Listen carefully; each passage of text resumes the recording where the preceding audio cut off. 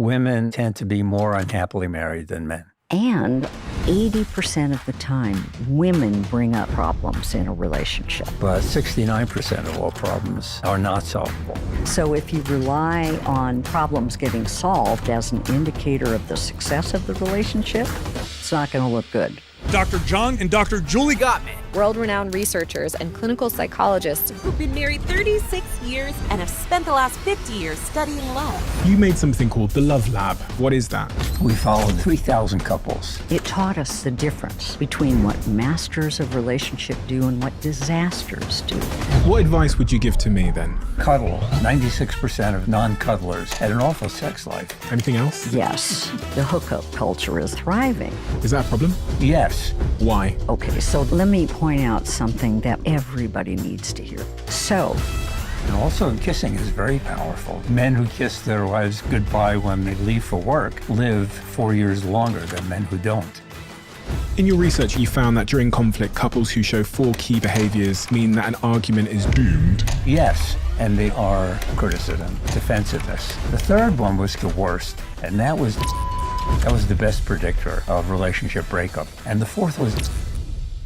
John, Julie, can you role play the behavior that a couple who are destined to fail would exhibit? Oh, yes. So, it's absolutely crazy to me that so many of you have decided to watch our show, and so many of you have decided to subscribe to our show. We now have 5 million subscribers on YouTube, which is a number that I just can't comprehend. And it's a dream that I absolutely never could have had. We started the Diary of a CEO just over 3 years ago now.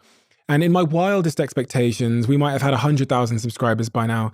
So you can imagine how shocked I am that so many of you have chosen to tune into these conversations every week and spend some time with us. So thank you. And I made a deal with you. I made a deal that if you subscribe to this show, that we would continue to raise the bar. And in 2024, we're going to raise the bar like never before. I've been working for the last 9 months on a surprise for all of you that have subscribed to this show, and I'm very excited to deliver that for you. The production's going to change. We're going to go even further with our guests, and we're going to tell even more global stories.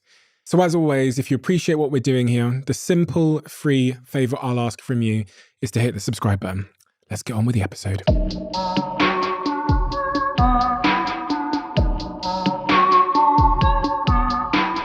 John, Julie, you've both been studying the subject of love for more than 50 years. Mm-hmm. You've written books, you've done a lot of primary research, you run something called the Love Lab. I'm going to start with you, Julie. Mm-hmm. What is the mission that you're on, and why love?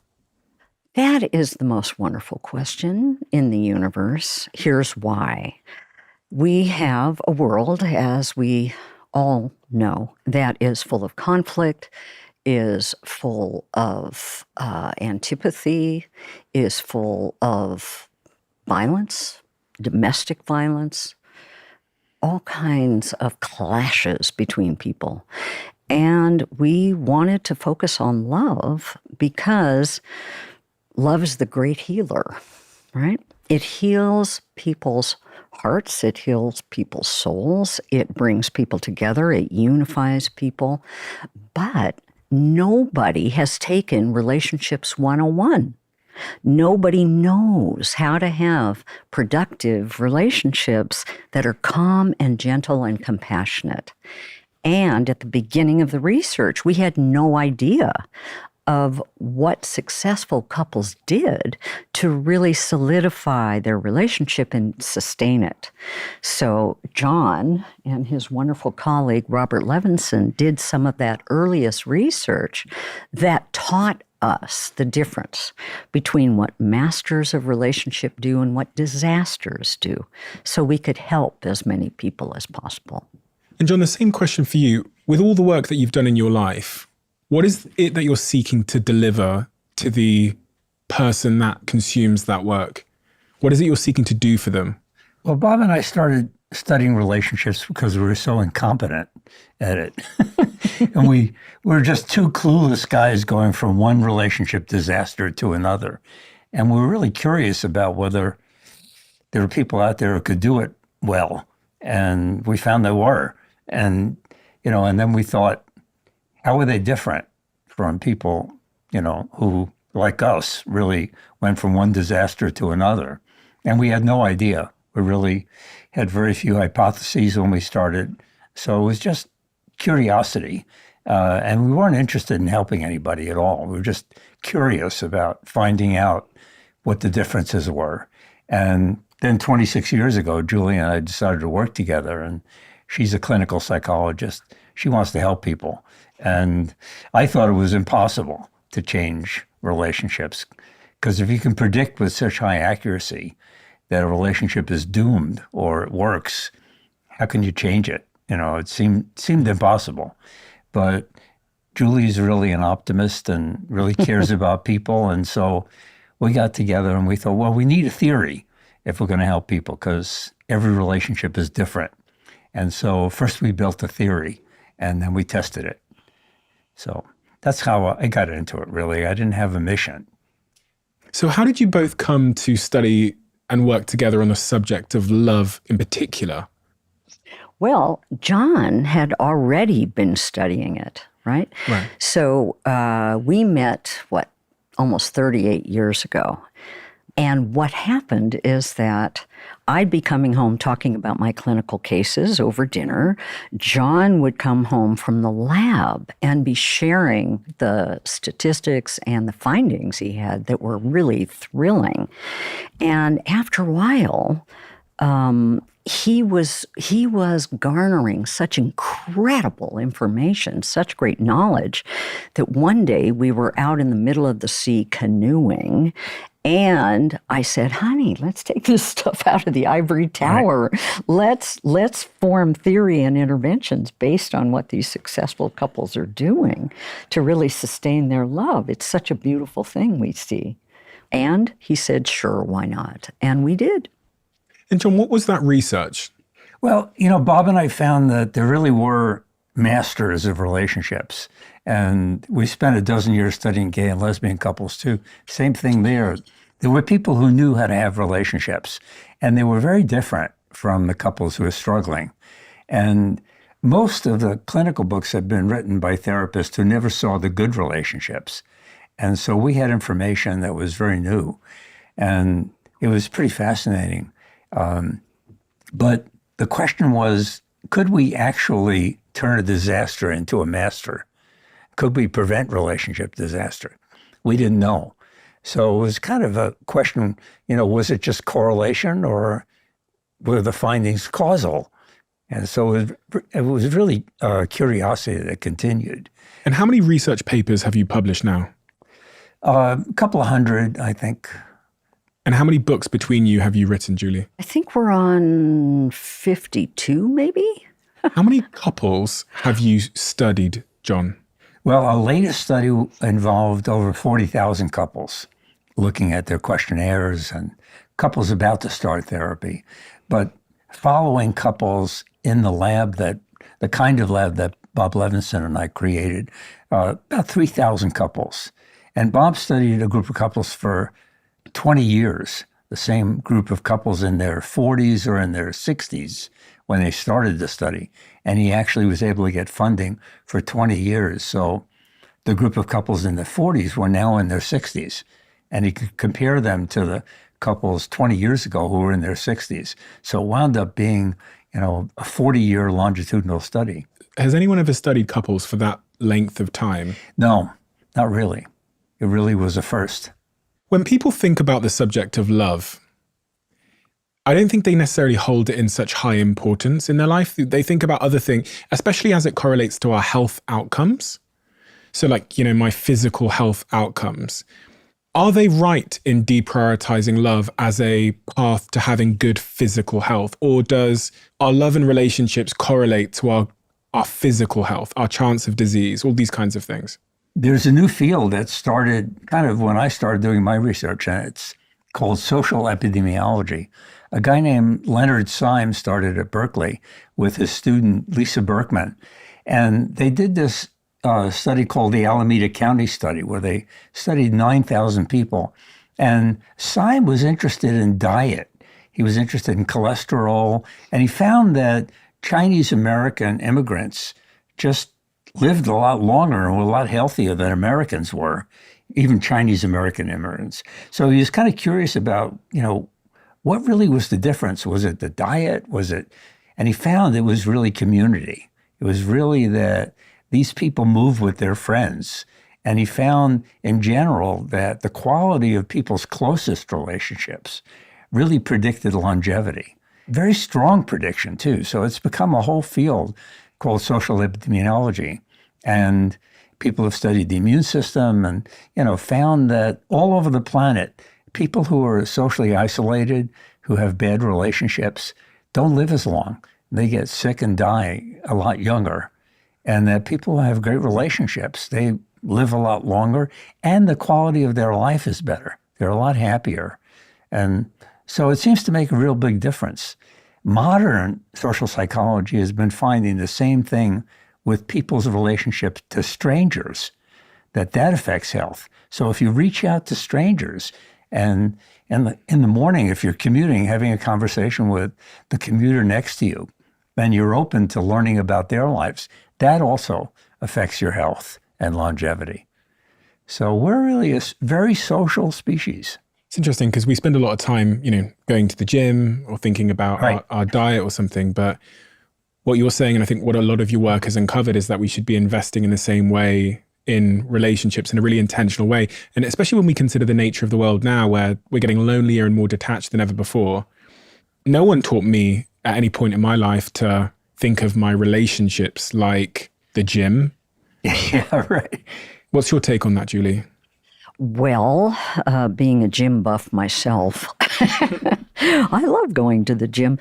But one thing that I'm really remembering is that people whose parents divorced, typically they live 4 years less on average than people who grew up with an intact family. People who grew up with divorce and then ended up divorcing themselves, their own relationships divorcing, lived 8 years less. So you can see how important love is. And we're beginning to understand all of this by looking at things like oxytocin, serotonin, versus things like adrenaline and cortisol, which are stress hormones that will flood the body and stress the body when we're in a bad relationship. You made something called the Love Lab. Very curious name. Place I think I'd like to go. What is the Love Lab, John? Well, it got named that by the BBC when they did a show on our newlywed study.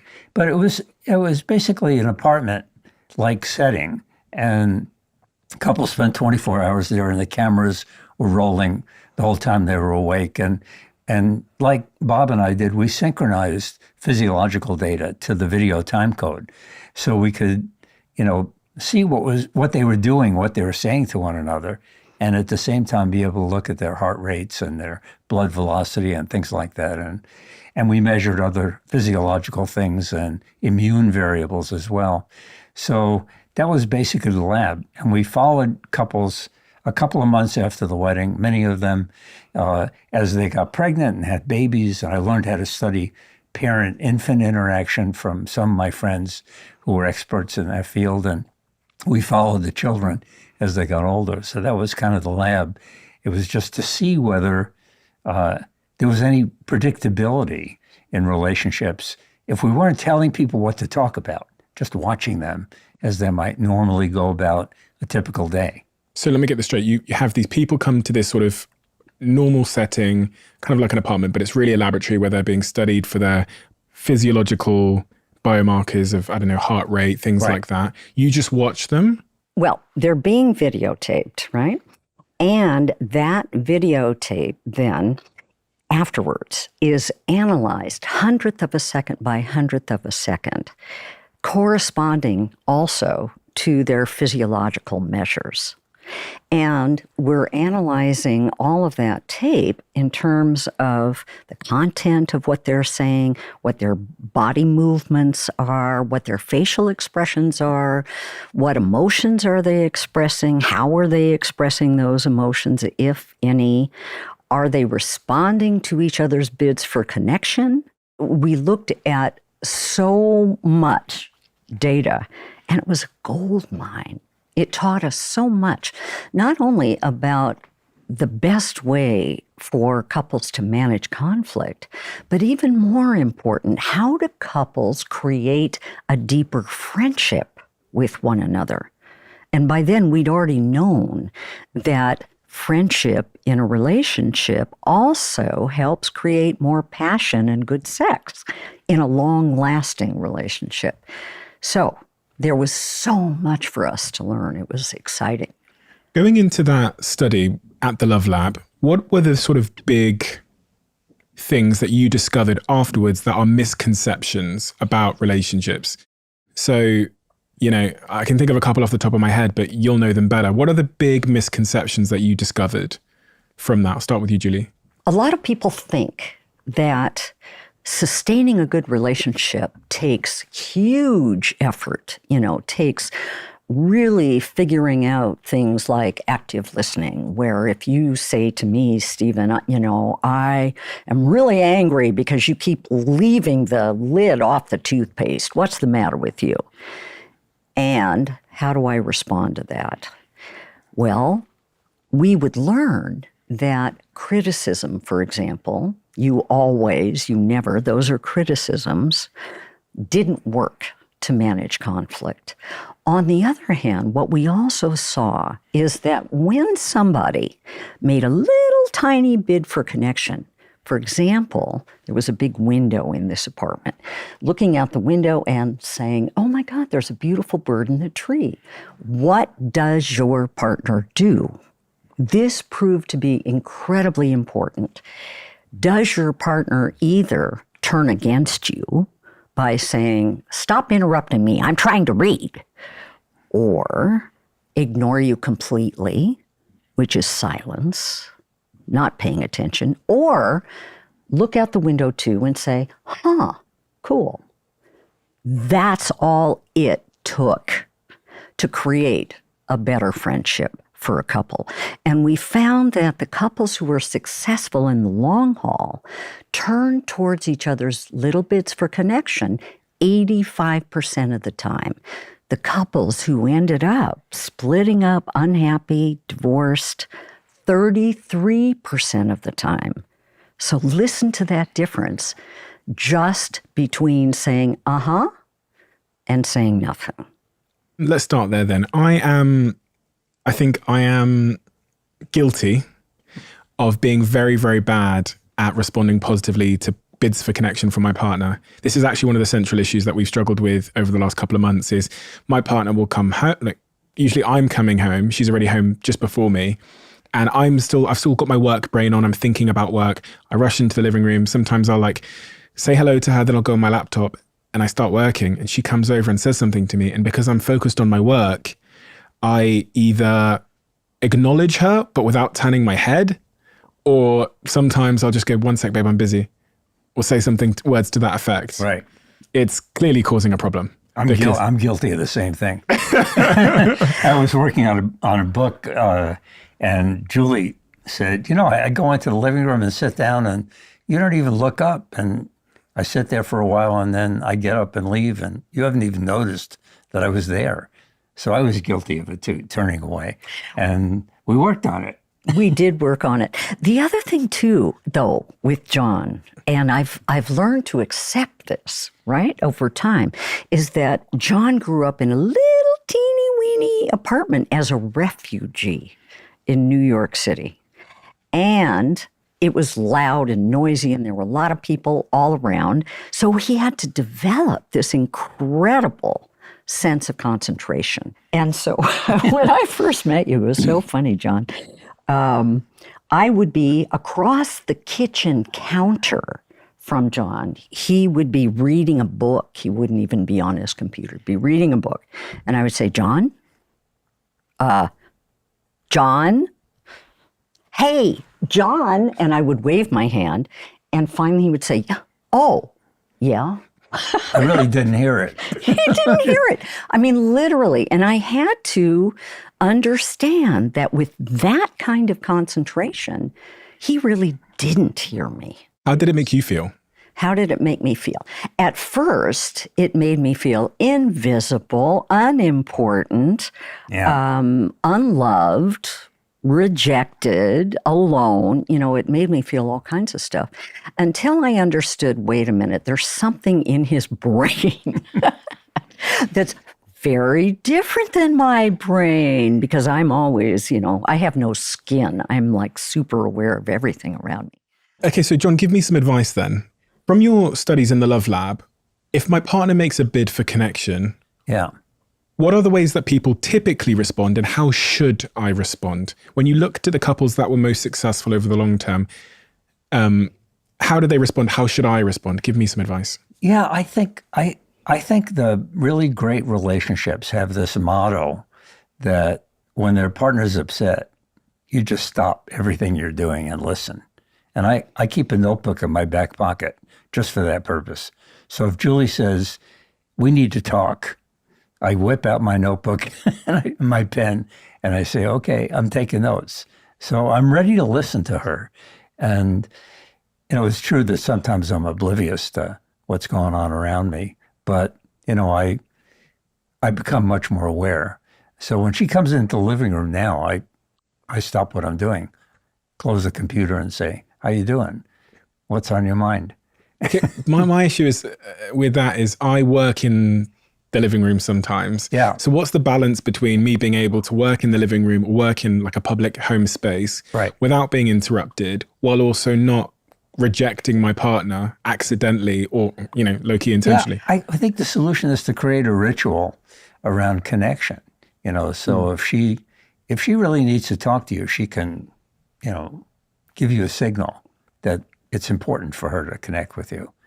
And then it's not always happening. You know, it's just happening when it's important. And Julie's like that too. So she'll come in and she won't sit there and just wait for me to respond. She'll actually go, we need to talk. And then I know I get my notebook out. But let me point out signal. something though, honey. You're talking only about, you know, if I'm upset about something. So I have to work in the living room also of our house.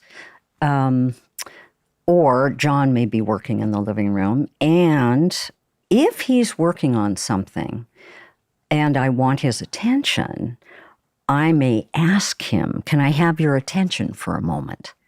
So I need to say what I need to him. And if it's something that's trivial and he says, just a minute, you know, I'm working on an email or whatever, okay, that's fine. You know, our timing is not going to be identical.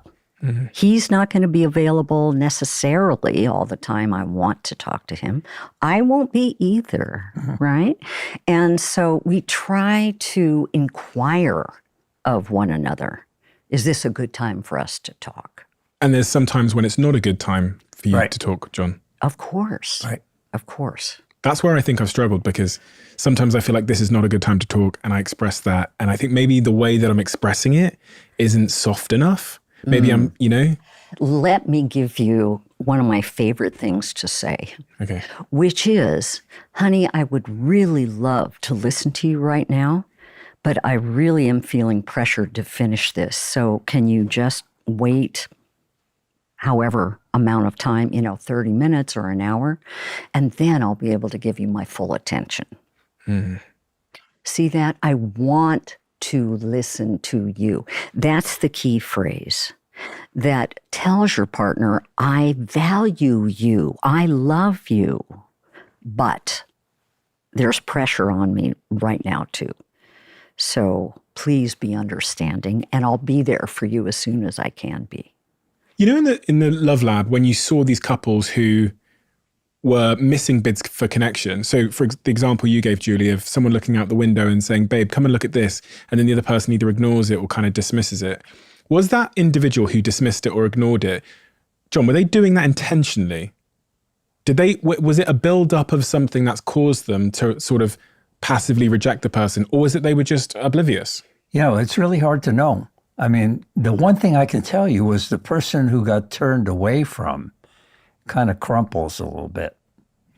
So regardless of the reason for the turning away, if it's really habitual, that person making a bid really gets hurt by the turning away.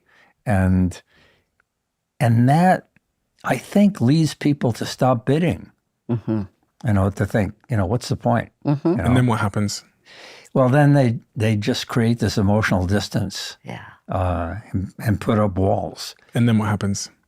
And then what happens is that they become lonely. And then what happens? Quite often an affair. Oh, they cheat okay. Yeah. Eventually.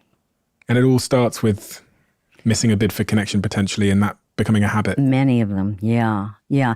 I like to use the metaphor of a sea anemone. You know what that's like, right? It's a little sea creature in a tidal pool that has all these little fingers.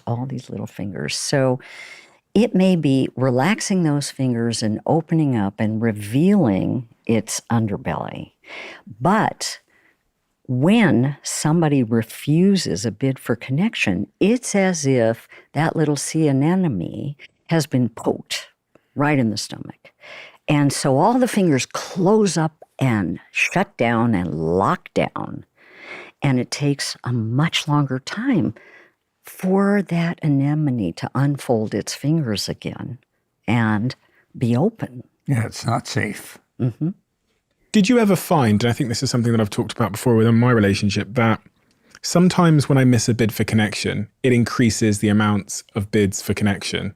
Because I'm guessing that I'm a bit of an avoidant type based on my history, my childhood. She's a little bit more of an anxious type. So it seems to be the case that if I say, not now, babe, I'm working, then the amount of bids increase and they start to become, in my opinion, and I could be well wrong here, they're not actually, there's not actually something out the window. Now it becomes more about trying to confirm whether It's a test, right? It's a test. Yeah. As it feels like a test. Yeah, right. But also what it is, especially when there isn't something outside the window, is very pure and simple. I need to connect with you. I need to feel that connection. Sure, I can imagine it. I can remember it from, 3 hours ago. But right now, I'm feeling that kind of little stirring inside of me, that need.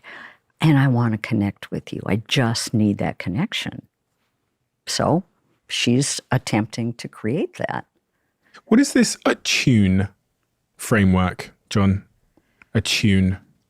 Awareness, turning toward tolerance, understanding, non-defensive, empathetic. What is this framework? Yeah, attunement is really, it's like two musical instruments that really are tuned to one another. And when one plays, the other resonates. So creating rituals of connection, like we have a ritual every morning, where, I'll ask Julie, what's on your plate today? What's your day look like? And she'll say, what does your day look like? So we kind of check in with each other. And then at dinner, we have another ritual of connection. And, how was your day? What happened? How did that session go? And we kind of keep in touch with each other with these structured ways of attuning. And in that way, you don't lose touch. You don't make assumptions. We ask each other questions like, what can I do this week to make you feel loved? And, when you have that kind of ritual, then, you're connecting. And you're like those two instruments that are tuned to each other. May I add a little to that? Yeah. Empathy is super, super important. And I honestly believe that empathy is probably the most powerful tool we have to really create connection with one another. So if our partner is saying to us, I'm really upset right now, I'm really angry that I'm doing all the housework, can you attune to that? Can you say, first of all, tell me more. What is making that a burden for you? So you're pulling information out. And then your partner might be saying, well, it's like the second shift for me. I'm at work all day and then I have to come home and clean the house, etc. So I want to share that with you. Okay, can you empathize with her? Can you say, no wonder, you're probably pretty tired when you come home, right? So you really do need my support. Is that what you're trying to tell me? Mm-hmm. That's the attunement, you see. I was going to say, it's quite difficult, isn't it? Because it often sounds like blame. Here's the difference. There's a big difference. And this is what we saw in the lab also. It is blame when there's a lot of you in what your partner is saying. For example, you never clean up the kitchen. You are too lazy to do any housework at the end of the day. What about me? etc. So with that kind of blaming and criticism, nobody is going to feel like, oh, you're absolutely right. You're really mad at me because I've been a schmuck and I haven't been helping you with the housework, and that's what you're telling me. No. What people have to do when they're unhappy about something is describe themselves. I'm upset that, what's the situation? Describe the situation. I'm upset that the kitchen is a mess. Okay, that the kitchen is a mess is a situation. It's not saying you're a bad person, you see. And then, step 3, they need to say what their positive need is, which means, how can your partner shine for you? Don't tell them what they're not doing right or what you resent. Flip that on its head and say, I would love it if you would help me tonight with the dishes. My partner did that yesterday, actually. She, and I noticed that she did it. So basically, she's in Costa Rica right now doing a retreat. And she sent me a text saying, babe, I love it when you tell me how the podcast went after you finish recording it. Now, there's several ways that someone could have said that. She could have said, I hate it when you don't tell me, for example. Right. That's right. But she said, I love it when you tell me. What she's telling me is to do it more. And I felt it to be really motivating, that I'll do it more. So I started doing it more. I started telling her, sending her voice notes after the podcast. But I've also seen it in relationships where it's framed it's trying to get the same outcome, but it's framed in the opposite way. It's negative. I suddenly feel like I'm on the back foot and I've done something wrong and I'm a child being told off by my mother or something. Right, exactly. And what is your first response to that? Defensiveness, deny it, throw it back on them. Exactly. Get defensive, yeah. Yep. And that's one of the predictors, a smaller predictor, but still a predictor of relationship unhappiness. Why does typical couples therapy fail, John, in your opinion? Well, it's not failing very much anymore. There are some very good approaches now. Some behavioral approaches that are working pretty well, and emotionally focused therapy is working much better. So things have improved. But I think typically the reason that it fails is that the therapist doesn't really have the proper tools for either assessing a relationship. And most therapists don't do any assessment when a couple comes in.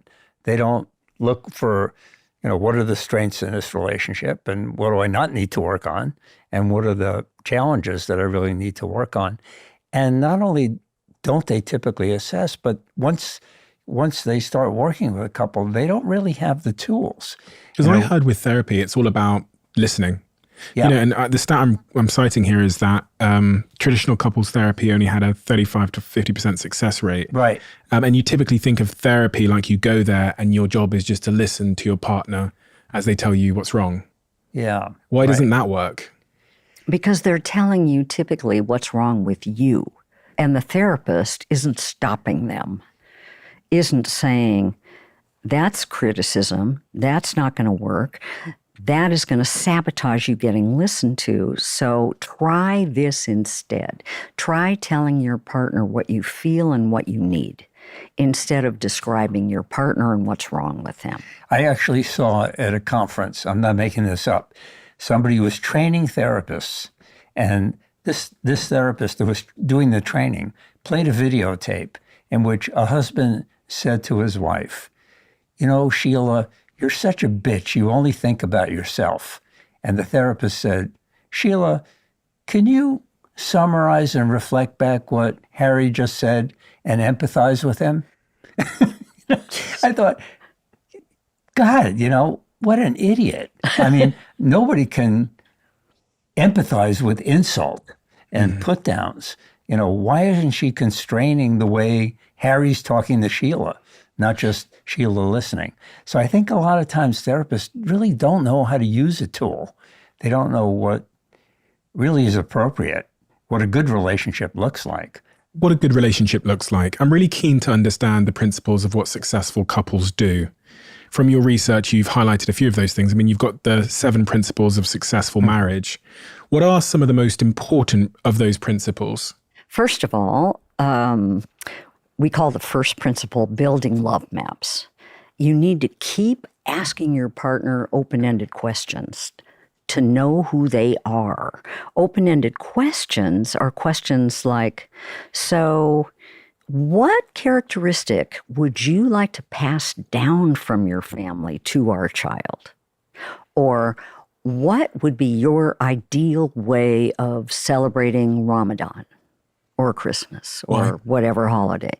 So you're asking your partner questions with answers that have paragraphs, not a one-word answer, in order to keep in touch with who your partner is, what their values are, what their priorities are, what their needs are, what their feelings are, because those change over time as you're together. Turning toward, we talked about, that was super important.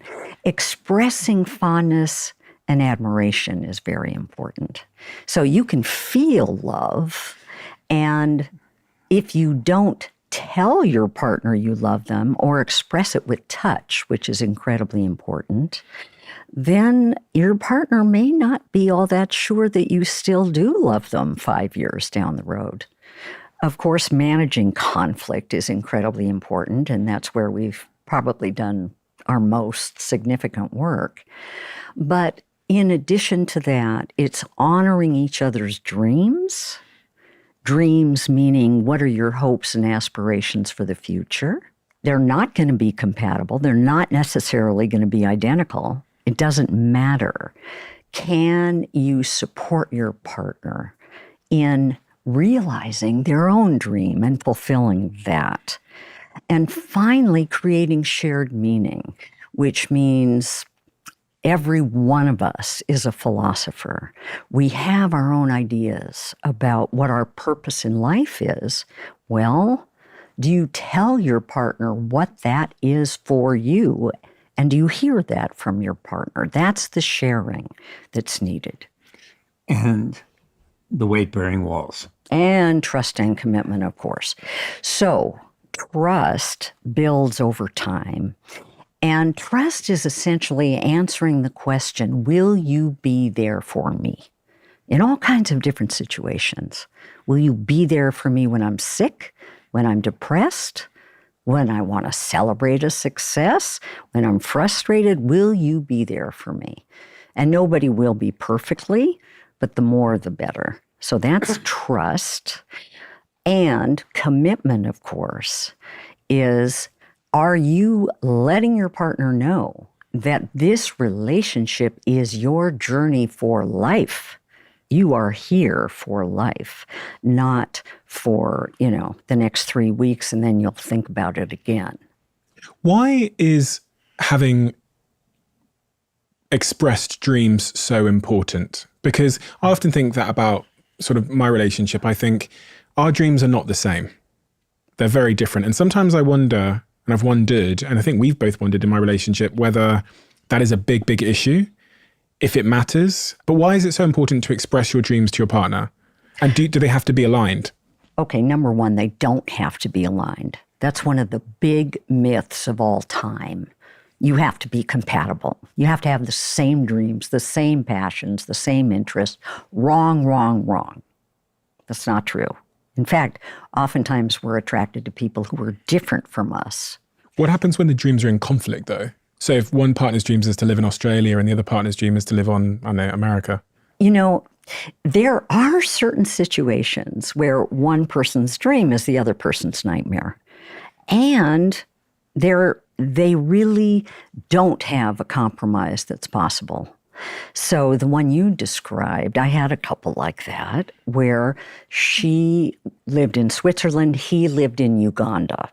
She had an autistic son, and that autistic son needed desperately a very good support system to help him cope with the differences that he lived with every day. So she wanted to stay in Switzerland. He worked for the government in Uganda. He was making a contribution there. He did not want to move to Switzerland. And she knew she wouldn't get the support for her son in Uganda. So they had totally incompatible dreams, but there was no compromise here. So they ended up breaking up, but they knew why they were breaking up, and it was for good reason. Are some problems solvable then and some problems not solvable? Yeah, it turns out 69% of all problems are not solvable. They just, we're not attracted to people who are like us.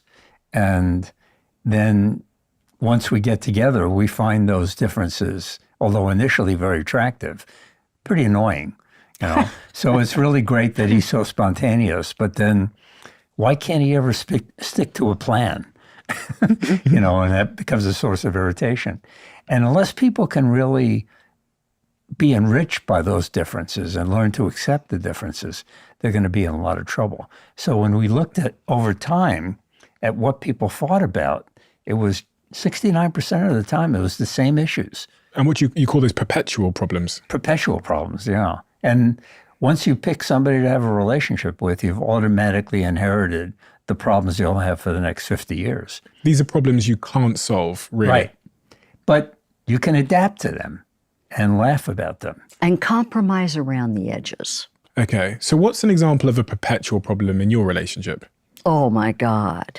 Okay. So John, first of all, he's wearing, a Jewish yarmulke. He thinks this is a halo, right? So, I'm always innocent. He's always innocent. Okay. So he calls me obsessively, compulsively, neurotically tidy, and he is charmingly sloppy. Okay. So we have a huge difference. And so here's how we've coped with it, because environment is just not important for him. And for me, it's super important. It will disorganize my mind if my environment is disorganized. So when things start to get to me, there's too much mess, too many papers, books. I can't make the bed because I'm trying to lean over a 4-foot-tall pile of books. And I may break my neck if I try to make the bed. So it gets to that point, and then I'll say to him, honey, I really need you to please clean up the books in the bedroom. He'll say, okay. Then he won't do it. Then I'll ask the next week, I'll say, honey, it's, I'm really wanting you to clean this up, please. He said, okay, I will. But then he has to, do something else. So it doesn't happen. Week 3, I say to him, okay, honey, I've said this now twice. I'm starting to get annoyed. He'll say, okay, all right. I'll figure out when I can do it. Week 4, we're counting down. I say, okay, we've crossed the threshold. Yeah. I'm now angry. I really need you to clean up the books now, please. And I become a pushy Jewish broad. That's what happens. And he goes, oh. And he says, okay, because I'm bigger than he is. And I had 2 older brothers, and I'm really good at wrestling and stuff. And so I clean it up. He cleans it up really fast. It's pristine. It's beautiful. I savor it. Then it starts over again.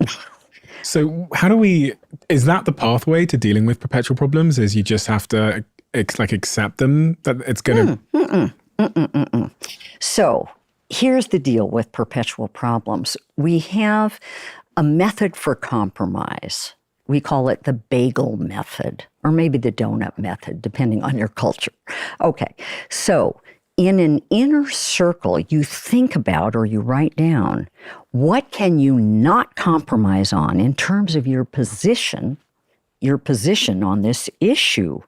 What can you not? It would be like giving up the bones of your body or that core dream you have that is so central to your identity that you got to hold on to that.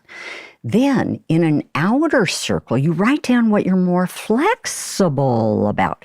And those are typically when something will happen, who will do it, where it will happen, how much will it cost, how long will it last, those nitty-gritty details. You share what you've written down in both circles with your partner, and you look at the flexible areas around each of your positions on the issue, and you try to reach a compromise regarding those flexible points of view while still honoring each other's inner core dream or core need. But you must want to change that about John, right? You must want to change. Of course I want to change it. But you know what? John wouldn't be John if he was a tidy, neat guy. And after a time, it's just adorable. It's funny. And we have such a wonderful relationship that it's hilarious and it's predictable. Yeah, but you need to talk about gridlocked perpetual problems. Okay. That's a whole different story. That's a different story. So gridlock is when you cannot dialogue about something because you hold so fast to your own position on the issue that you really want to win this battle. It's not a matter of compromise. You know you're right. You want to win. And the other person feels the same way. Then what? You try to talk without really listening to one another and understanding at a much deeper level, which is part of our work, what really constitutes our partner's position. Why are they holding that position so strongly? And with your understanding comes more compassion. If you don't have that understanding, if you're trying to win, you get gridlocked to the point where every fight escalates to the ceiling, you end up yelling, or you shut down, shove it under the rug, but you can feel it as you walk around the living room. This is one of the big problems in relationships, John, is that we often feel like our partner's trying to change us in ways that we don't want to be changed. That's right. And I've been in a relationship before, a past relationship, where my partner would say things that were an attempt to change me, but in doing so, she was actually telling me that she didn't think I was good enough. Right. Oh, you see what I'm saying? Yeah, sure. Oh, well, that's the nature of gridlock conflict. Yeah. And part of what we've done is invent 6 questions that 87% of the time work to get people out of gridlock, where they're asking these questions about, what does this feel like? What does this conversation feel like to you? What is it that you think I'm trying to change about you and that I don't think is good enough? Tell me how that feels. And what's your ideal dream of how we should talk about things? And where does that come from? And, where is it that you feel unaccepted by me? So if you can have that conversation, a lot of times you develop this sense of understanding. And then you can compromise about the gridlock issue. One of the recurring things I've had in relationships is I'm very involved with technology in my work. Mm-hmm. So sometimes it's felt in relationships that I've had that the person is trying to take my work away from me. Mm. So because they're always complaining that I'm on my phone or I'm on my laptop or whatever, I'm thinking like they're trying to change me in a way that I'm unwilling to change. I'm not, I love my work. I want that to be a big part of my life. Right. How do I go about solving for that? So, and that person wants you to do away with the technology some of the time, right? That's how it feels, yeah. That's how it feels. Okay. So you need to have a conversation where each of you interviews the other person and asks 6 questions. Let me go through those just really quickly. What are your beliefs, values, and ethics that are part of your position on this issue? Wanting to stay with the technology. Do you have some background or childhood history that relates to your position? Why is this so important to you? What do you feel about your position here? What is your ideal dream here? What do you really wish for? If the world could be just like you wanted it regarding this issue, what would it look like? And is there some life purpose or goal in this for you that is really important? As you answer those questions, Stephen, she's gaining an inside look into what's deepest and most important to you regarding this issue. Then you ask her the same questions, exactly the same ones, to understand where she's coming from, right? And what that creates is much more understanding and compassion for one another about why each position is so important to that particular partner. Then you try to work on compromise like I described. Interesting. But those questions are fundamental. If you just argue on the surface, you're not going to get anywhere. You're going to stay gridlocked. I love my work. I want to do my work, period. Well, does she know why your work is so important to you? What life purpose that is serving for you? Does she know that? Way down at the core of who you are? In your research, you discovered something which has become pretty iconic when we talk about relationships and conflict, which is this idea of the four horsemen.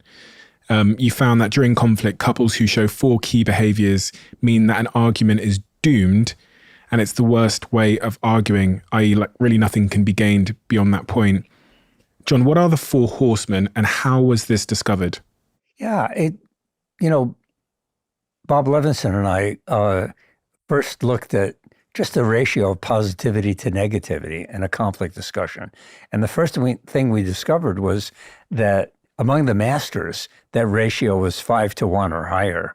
And among the disaster couples, it was 0.8, average 0.8-to-1. What does that mean? Sorry, 5-to-1. So if you take the number of seconds that they're displaying interest, curiosity, affection, humor, shared humor, validation, listening to one another, saying things like, tell me more. Oh, wow. Oh, good point. Things like that. And you divide that by the number of seconds that they're angry, upset, disappointed, hurt, critical, defensive, belligerent, all of these negative ways, these hostile ways of interacting. That ratio of positivity to negativity was 5-to-1 or higher among relationships that work well. During conflict. During the conflict, yeah. So, but the second thing we wanted to know is, well, are all negatives equally corrosive? And the ones that were the most corrosive really involved that person starting off and saying, as far as I can tell, I'm pretty much fine, but you're defective. Here's what's wrong with you. And they started with this criticism that they thought was constructive criticism, and they hoped their partner would respond by saying, God, you're so insightful. Tell me more about how I'm failing. But instead, what they got was defensiveness, counterattack, or the innocent victim posture. And that was the second horseman of the apocalypse. The third one was contempt, and that was the worst. That was the best predictor of relationship breakup of all. That criticism from a place of superiority. I'm better than you. I correct your grammar even when you're angry. Or, I think I'm more punctual and that's really important. Or I'm tidier than you are. Or I'm better informed than you are. That sort of snobbery that, looking down on their partner. May I add something? Sure, honey? go ahead. With contempt also, you've got things like name calling, calling people bad names, sarcasm, mockery. Sarcasm can have a real cutting edge. It can be funny, but then it crosses over into hurt. And the fourth horseman is stonewalling, which was particularly a guy thing to do. 85% of the time, guys would stonewall. They just shut down and they don't give these cues to the speaker that they're listening. They're not nodding their heads or moving their facial muscles or uttering these vocalizations like, not doing that. They just kind of shut down and look away. And, when we found those people's physiology is really elevated. So it wasn't about whether couples were arguing or not, because we typically think a relationship is doomed if the couple are like screaming at each other. Again, it depends on your definition. Okay. So screaming at each other is one form of argument. And there are certain couples that are volatile, where both partners are volatile. They're very passionate. They're very intense. They may raise their voices. But depending on what's coming out of their mouths, is it criticism? Is it contempt? Is it defensiveness? If it's any of those, it's not going to work. But you can also scream, I'm so furious about this. Still describing yourself. That's not going to be a bad thing. Why is it men, you talked about stonewalling there, where you kind of shut down and you kind of go within yourself and ignore. Why is it that men do that more than women? Well, what I think is that we men are much more easily physiologically aroused. And the differences are that we secrete vasopressin and women secrete oxytocin much more than vasopressin. And so for us, once we get physiologically aroused, it takes us a long time to calm down. And most of what we feel when we get physiologically aroused is anger and aggression. And we want to shut our partner down. We're much more aggressive than women are. And so we shut ourselves down, and when you look at the dialogue that people have in their minds when they're stonewalling, it's usually stuff like, just shut up and don't say anything. You always make it worse when you say something. So just be quiet, endure this. And that's kind of a male response. Do men have more of a physiological response to arguments, i.e. like the sweating palms and the blood pressure? So. Through evolution, women have been responsible for nurturing an infant. In order to do that, you have to have a milk letdown response, right? Through evolution. So here's what I mean. Let's say, we're back 3,000 years, right? There's no formula in a can. So women are breastfeeding their infants. In order for that breast milk to come down and in order to be released to the infant, oxytocin is really important. Oxytocin calms you down. It relaxes you. If you're very tense and uptight, milk isn't going to come down at all. So women have the physiology in which to relax more easily. Men, on the other hand, through evolution, have been the protectors, right? So if there's a saber-toothed tiger attacking a group of people, who's going to jump up and defend against that tiger? Well, the men are typically. So men's bodies are really built to stay vigilant and hypervigilant, especially for attack. Well, that attack doesn't have to be physical. It can also be mental, emotional, verbal, and men will have the same response. We're talking about flooding here, aren't we? The concept We're talking of about flooding, yeah. Yes. What is flooding, John? So flooding is really going into fight or flight. It's when we start secreting cortisol and adrenaline, our two major stress hormones. And when we feel attacked, when we feel unsafe, we start secreting these stress hormones. And there are implications, psychological implications of being physiologically flooded. You can't take in new information. You rely on overlearned habits like aggression or flight. You can't listen very well. Your hearing is compromised. Your peripheral vision is compromised. You focus only on the cues you need to survive the moment. And so you don't wind up being a very creative problem solver or a good listener when you're flooded. If men flood more than women, does this go to explain why men tend to avoid arguments more than women? Because I think that's a stereotype, at least, that men are much more avoidant in arguments. I mean, it's a stereotype that holds true to me. I've never been sure whether it's because we're not good at expressing our emotions or if there's a physiological reaction in me that's making me go, oh. 80% of the time, women are the ones bringing up issues in a relationship. Now, when guys bring up the issues, sometimes the women get flooded too. So it's not that women don't get flooded. You know, yeah, they're a little better at self-soothing than we are. But, you know, during an argument, if a woman gets flooded, she really can't listen also. And she repeats herself as well, gets more strident, you know.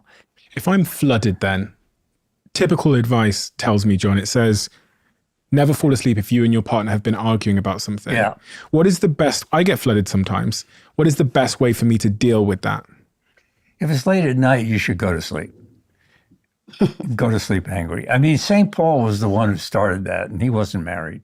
You know? So it's, you know, it sounds like great advice, but if it's going to keep you up and, you know, you're going to get a terrible night's sleep, you know, shake hands and go to bed.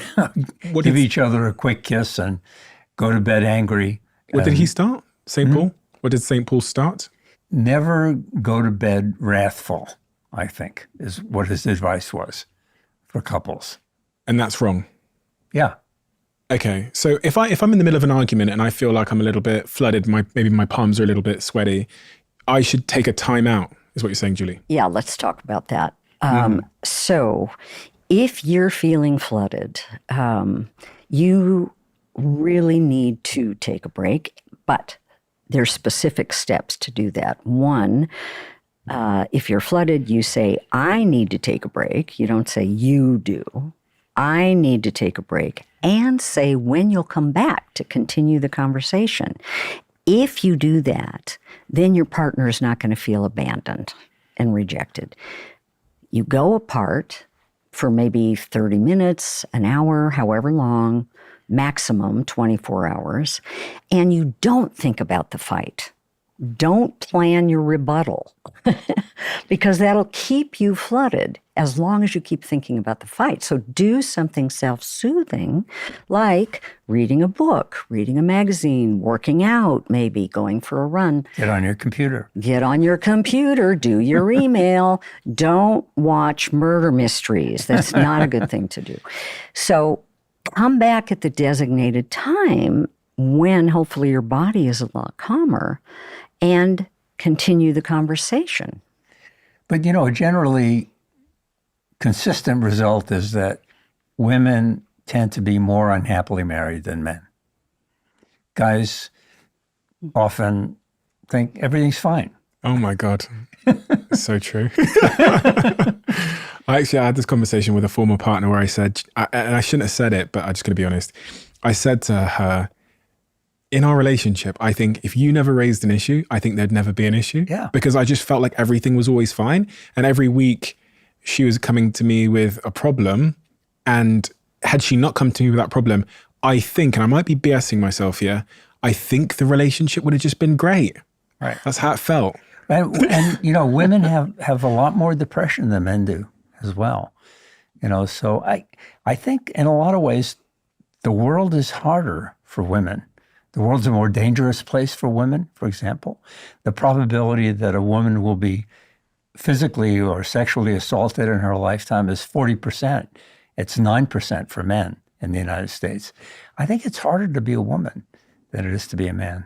I've sometimes rebutted myself, Julie, when I say what I just said about our relationship would be fine if she never brought issues up. Because when I zoom out and I go, the issues she's brought up, have they made our relationship better? And had she not brought them up, would we have drifted? And I say probably. Mm-hmm. See what I'm saying? Like, I feel like my partner has always played a role in keeping our relationship close. She's the caretaker. Yeah. Yes. Is that a real thing? Yeah, that totally is a real thing. What we saw in the research is that 80% of the time, women bring up the problems in a relationship. 80%, you know, vast majority. And I think it's because, again, women, you know, we talked about how men are raised in society. Well, women are raised in society to nurture to create connection, to maintain the family unit, right? To create relationship and make sure the relationship is good and solid and secure. So we were raised with feeling that responsibility for the relationship being good. And when we detect something isn't so good, we're going to bring it up. And that's what causes a lot of the frustration, is that we don't realize, we don't have empathy for how the other person is playing a role in creating the whole, almost. That makes sense? Because I understand, as I said, my relationship wouldn't be as good if my partner didn't bring up issues. But when she brings up issues, I'm like, why are you bringing up issues? You know what I mean? And it's that having that empathy. Sure. But again, is she bringing up issues in a way that doesn't feel blaming or critical? To be honest to her, she is. She's bringing them up pretty well. Great. It's the way that I'm kind of interpreting it. Yeah. I think is much of the problem. Well, easy, that happens easily to all of us because, we've got this baggage in our background that has created filters in how we hear things, how we perceive things. I have a hero on one of these videotapes. There was a lawyer, and this videotape, he's helping his wife identify what in his personality really makes her the most angry. And he's helping her do that. He's saying, well, is it the way I talk? Is that it? And she says, yeah, it's the way you talk. Well, what is it about the way I talk? I mean, is it, do I sound authoritarian or yes, like the king has spoken? And he says, yeah, well, I guess I am like that sometimes. It works in the courtroom. And she says, well, it doesn't work with me, And he says, well, that makes sense. He's my hero. He just never gets defensive. He's saying, tell me more. Wow, what a guy. Julie, what do we misunderstand about conflict? Because, I've come to believe that the key to understanding if a relationship will be successful over the long term is how well the pair resolve conflict. Is that right, wrong?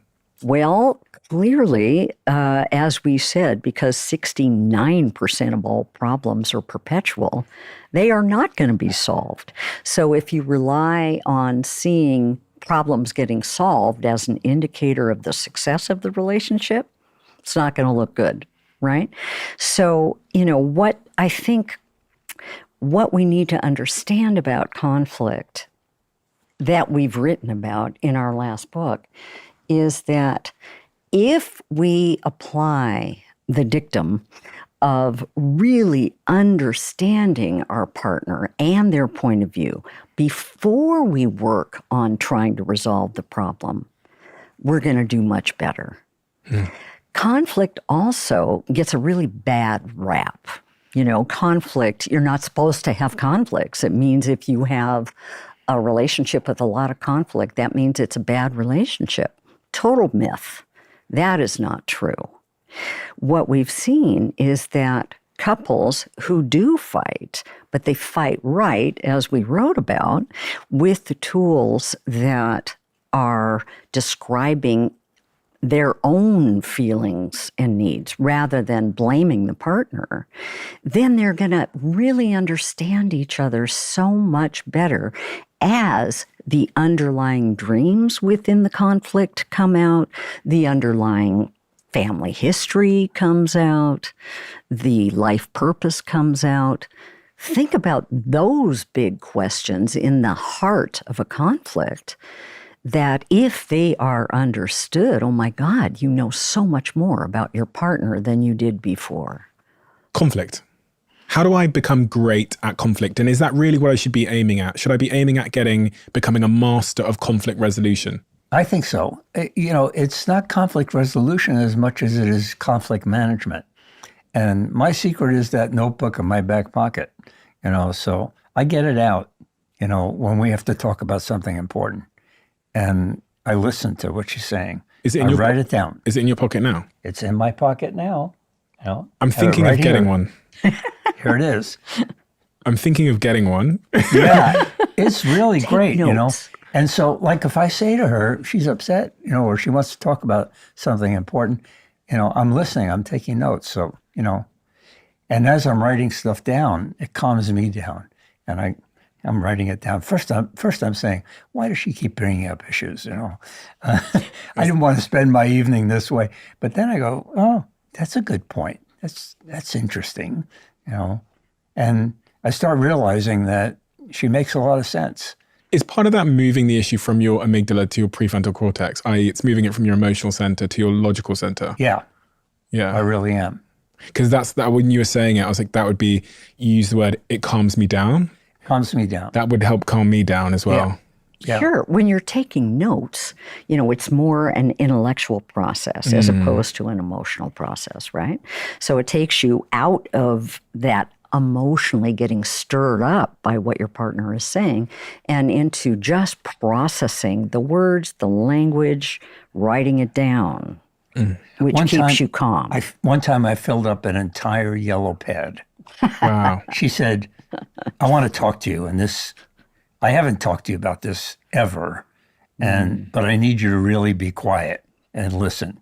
And I just kept writing stuff down. Did he listen, Julie, on that occasion? He really did. It was phenomenal. And the wonderful thing that you will discover if you take notes too, is that it makes your partner feel valued, feel important, feel like whatever they're saying is worth noting down, right? It blew my mind. I had no idea she felt those things. It's important to you. It's important to you. It's so important that you're going to take notes on it. My partner often says to me halfway through an argument, she says, "Do you understand what I'm saying?" And that's quite a curious question because I guess they're checking to see if you've heard and understood them, which clearly is so important. And that's a good way of indicating that you do understand, or at least you're hearing and understanding. Yeah, then you can say, well, here's what I understand. And then, sometimes I'll do that. Julie said, no, that's not it. What is it? I thought I was hearing you. No, and she, I missed that. Repair attempts. You write about repair attempts in your books. What is a repair attempt, John? Here's the interesting thing is that most people don't repair very effectively. The way an argument starts is the way it'll go 96% of the time. So I had this woman named Nancy Dreyfus who came to my lab, and she had written a book of things you can say when you're starting to get flooded in an argument. It was a brilliant book. It's called Talk to Me Like I'm Someone You Love. And it was really interesting, but she had written these things down when she was very calm, and she wrote the book that way. But we actually went to the lab and looked at how do couples actually repair when they try to repair.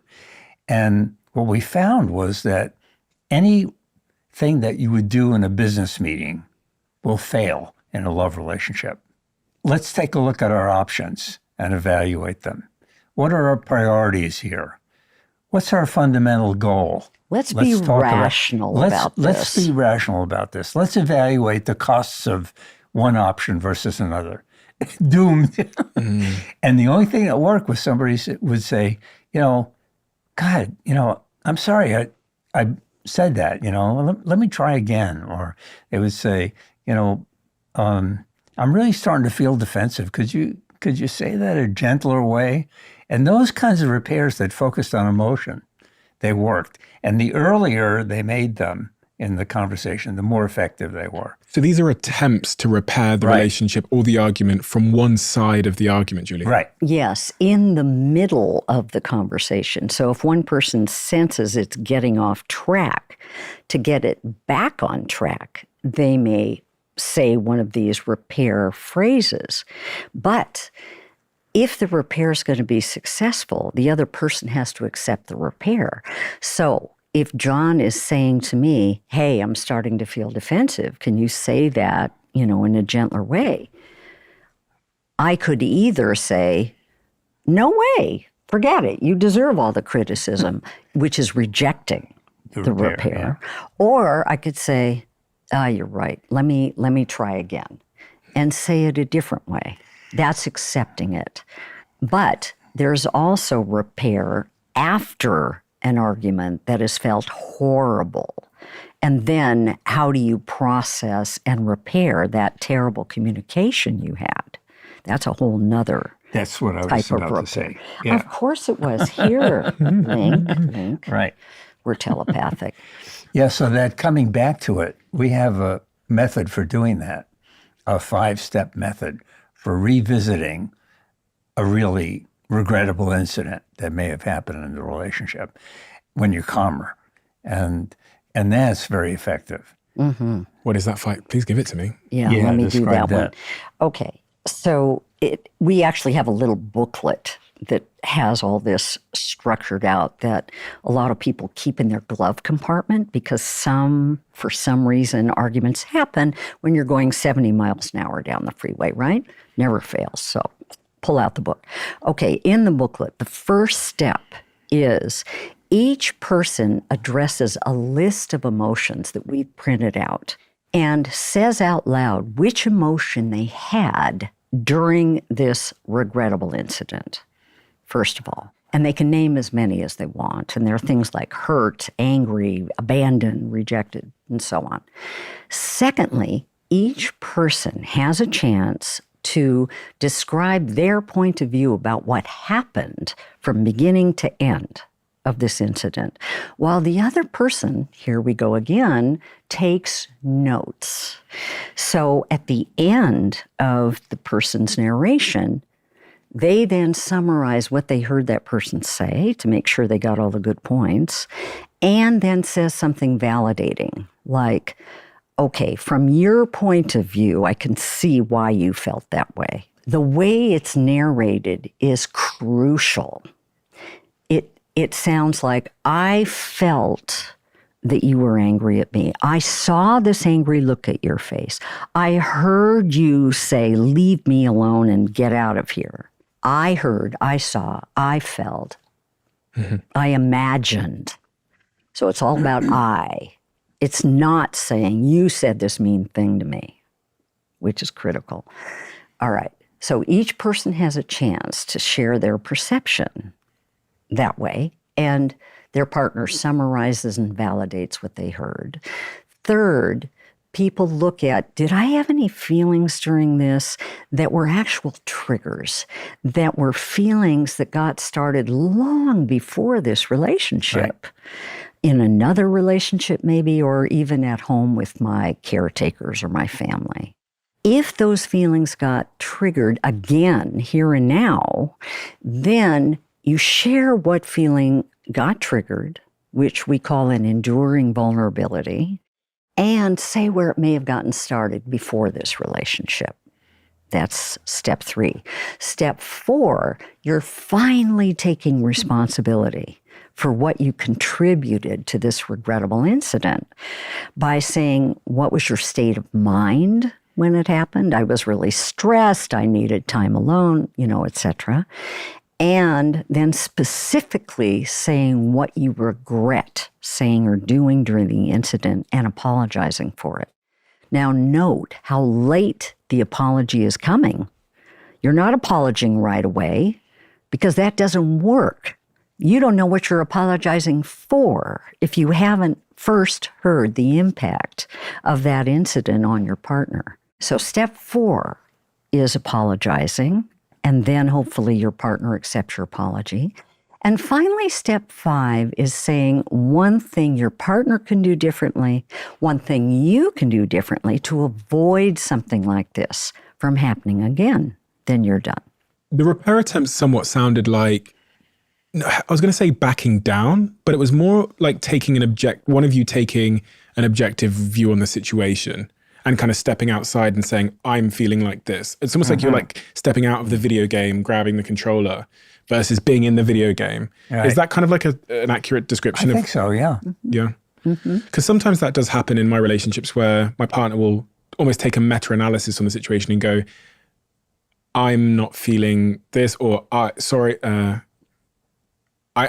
they'll take a meta approach. They'll almost like step outside and give a commentary, and that diffuses it. I don't think you're listening to me, something like that. Yeah.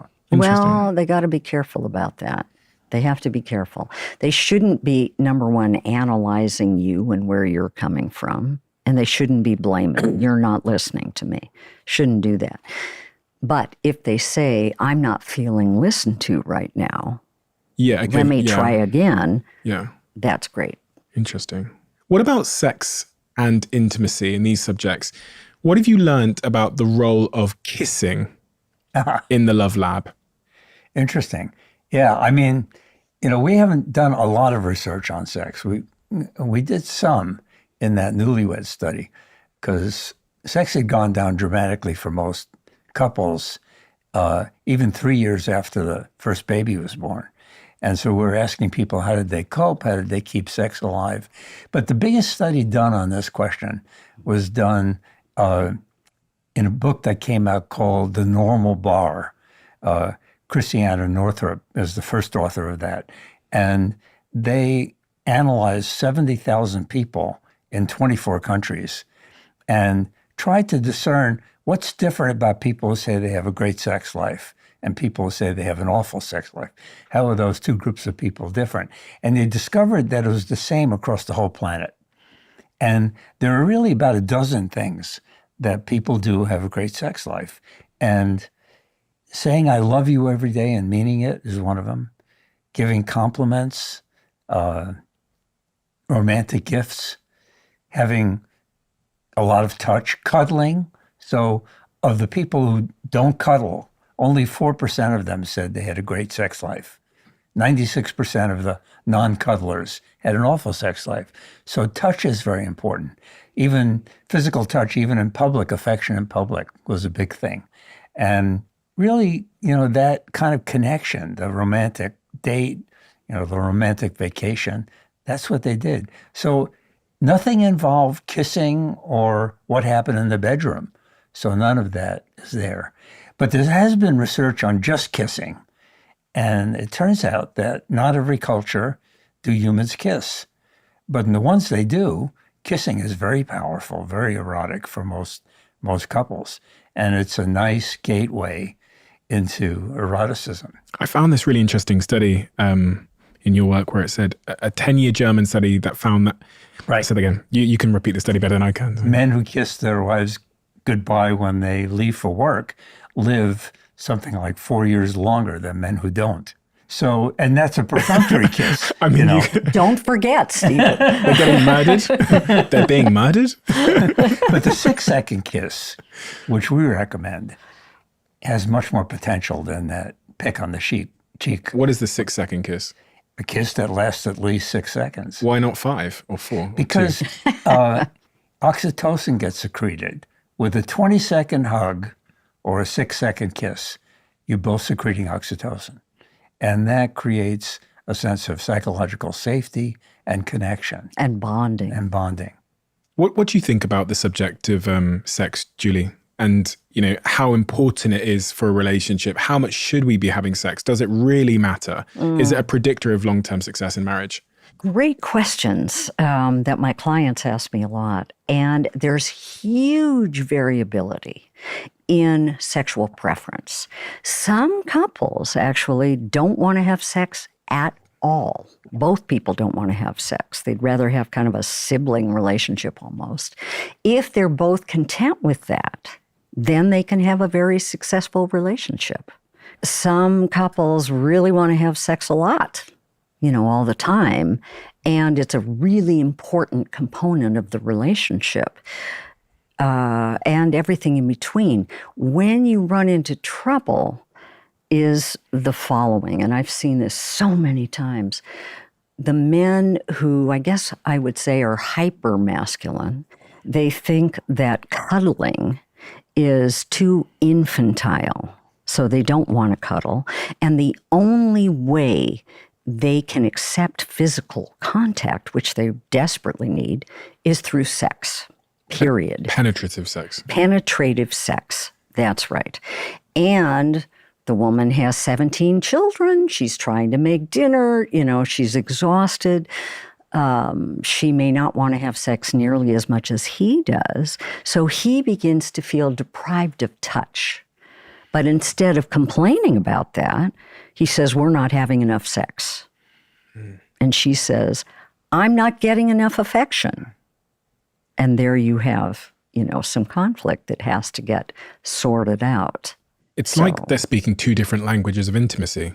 if you know what I mean. 'Cause basically, in a sense, they are. They are, though typically the men in these relationships really basically need touch. And can they accept cuddling as something that's just as masculine as penetrative sex? Well, if they really think about it and if they experience it, then yeah, they can. Then things really will tend to improve. the research there, John, is suggesting, though, as you said, that life is foreplay. Because Right. if like the kissing on the way out the door and the touching my partner's back and the cuddle leads to a better sex life, then we should see life, public displays of affection, all that kind of thing, as an investment in what happens tonight in the bedroom. Right. I think that's really true. Every positive thing you do in a relationship is foreplay. And a lot of times the couples who stop having sex have also shut down. High conflict couples who stop having sex have shut down other things, other sensual parts of their lives as well. You know, they're not having much fun. And, 80% of the 40,000 couples we studied said that fun had come to die in the relationship. There wasn't much play. There wasn't much adventure. It wasn't just sex. Everything shut down. All the things that were really delightful, exploring new kinds of cuisine, traveling, playing games together, playing sports together. How do we stop that happening, though? Because I've often wondered, people often said to me that eroticism and attraction is about novelty and spontaneousness and doing all that kind of thing. And then they've said that love is about familiarity and, comfort, these are two opposite things. Well, let me answer that. The person who said that it's all about spontaneity and mystery and so on has never done any research.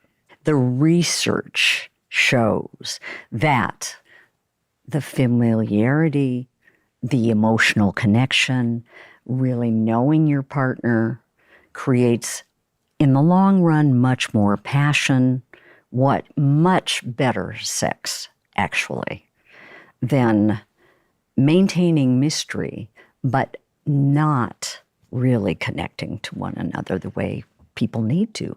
There's a wonderful book by Emily Nagoski called Come As You Are that reviews this research. And it shows that, first of all, women have more prerequisites for eroticism than men do. Chevy Chase once said, women need a reason for sex, men need a place. That's all. So, but it's true. Men don't need to feel safe to feel sexual.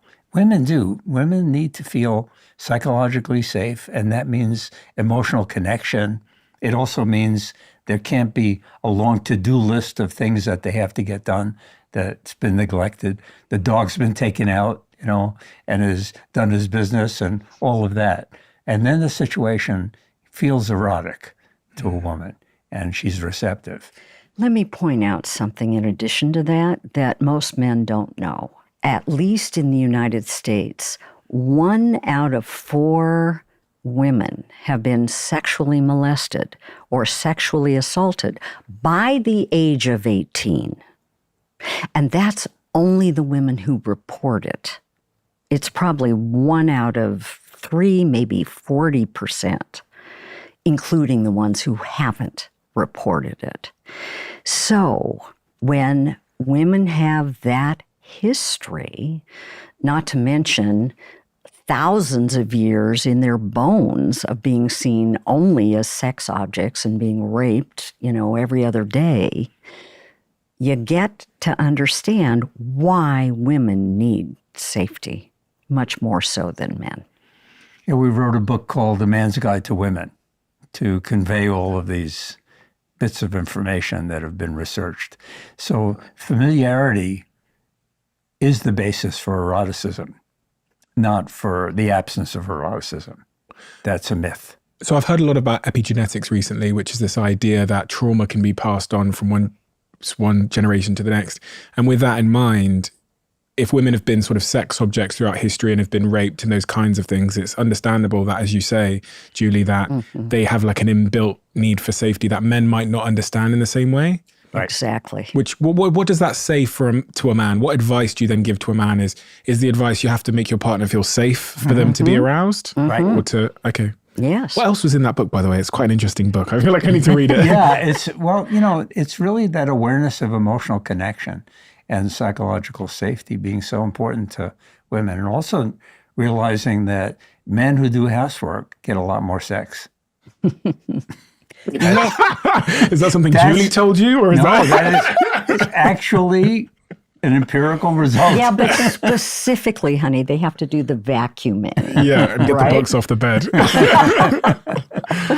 Interesting. Okay. Are you seeing a difference in our relationship with sex as the world is changing? Because there's some stats that suggest we're getting more and more sexless as a society. Have you seen any changes in your 50 years studying love towards attitudes about sex, or, gender roles have changed in that time as well in society? So, I wouldn't say it's sexless, but I would say it's loveless, more loveless, in the sense, again, I don't know what it's like in England or in other countries so much, but in the United States, the hookup culture is alive and thriving. There's so many websites in which men and men, women and women, men and women are just hooking up, meaning meeting up for the first time, having sex, and departing. The end. Is that a problem? Yes. You know why?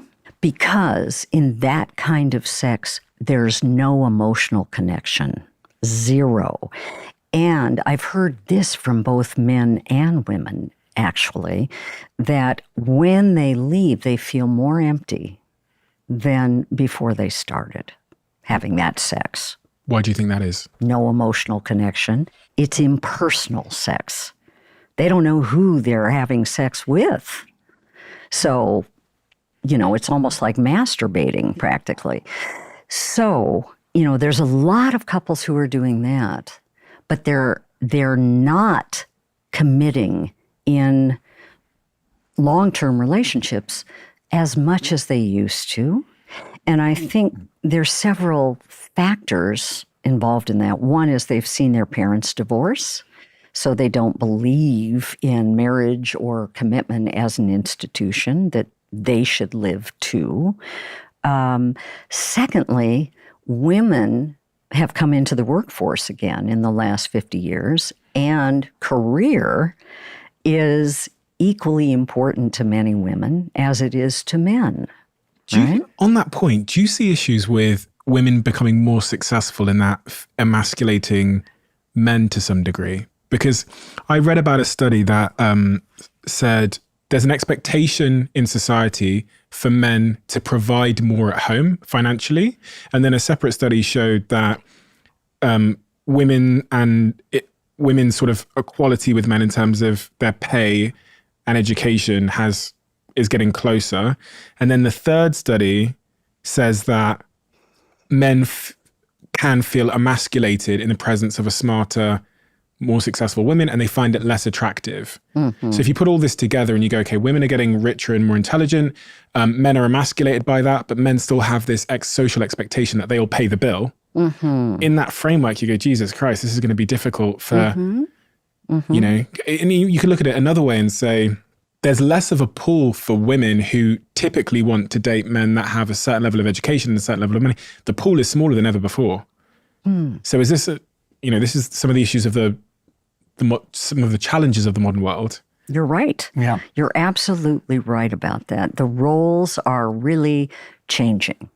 And, I remember this feeling myself, actually, as I built my career and John and I were together. And I kept thinking, no, I should be a housewife. I should just be a mom. I should just be taking care of the home. I shouldn't be devoting all this time to my career.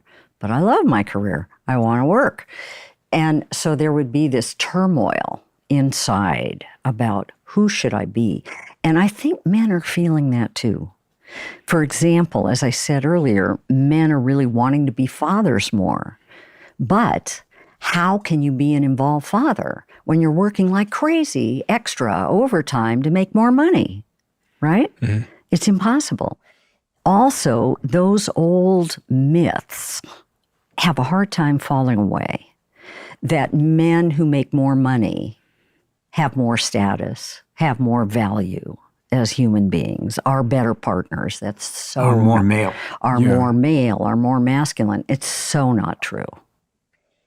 Another thing to keep in mind is that women used to make 79 cents for every dollar that men made. Now they make 81 cents for every dollar. You think that's a big change? It is not. So women are still fighting for equality in terms of career opportunities, work opportunities, and so on. And valuing their career, men sometimes, are struggling. Who should I be now? I used to be the provider. Who should I be? Well, that's what we've learned, right? Because we come from a generation where, like, my father might have been the provider and my granddad was the provider. So I've modeled that and said, well, for me to be a man like my father, then I need to be able to do this. But that's right. That's right. It's a good thing that we're getting closer to equality, of course. And I know the pay gap is there's still a distance there between men and women. But it kind of, you can see there being some kind of challenge for men who now don't know their role, but society still has an expectation that they'll pick up the bill broadly. You bet. It's a difficult conundrum, isn't it? But it's really hard on men. I think men in many ways are having as hard, if not harder time now in figuring out what their role is and who they want to be compared with women. I mean, our fight started earlier, right? Started in the 70s with women's liberation. And men kind of sat back and went, what? What's happening? I think men are discovering the importance of relationships. We typically have had worse emotional support systems. Many men don't have a best friend, don't have close friends. And their only really close connection is with the woman that they live with or are married to. And so I think men are discovering how important social connection is in their lives compared to achievement. I mean, there's this lie that got sold to women that if they really are the caretakers of relationships, they'll be happy. The lie to men is if you are successful in your career, you'll be happy. Neither lie is really useful because both men and women need close connections. We need friends. We need, there's an epidemic of loneliness, in the world right now. And that's a killer. We really need to reach out more, not only to make good friends, but also reach out to strangers, create community.